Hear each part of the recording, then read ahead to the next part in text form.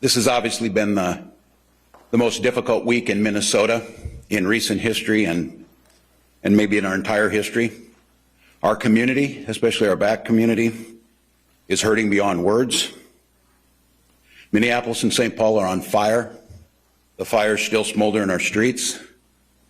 The ashes are symbolic of decades and generations of pain, of anguish, unheard.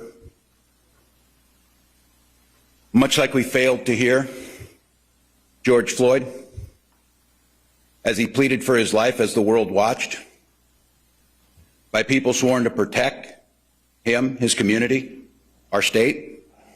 What the world has witnessed since the killing of George Floyd on Monday has been a visceral pain, a community trying to understand who we are and where we go from here.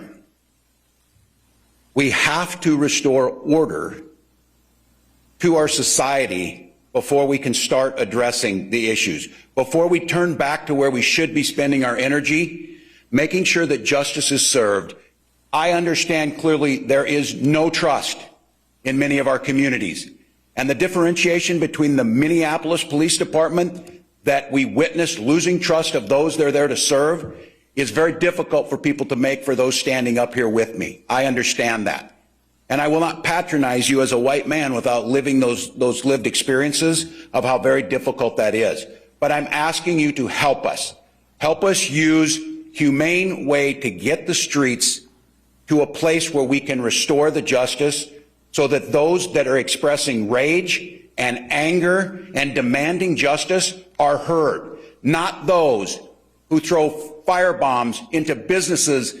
We cannot have the looting and the recklessness that went on. We cannot have it because we can't function as a society, and I refuse to have it take away the attention of the stain that we need to be working on is what happened with those fundamental institutional racism that allows a man to be held down in broad daylight, and thank God a young person had a camera to video it, because there's not a person here or listening today that wonders how many times that camera's not there. These are tough questions.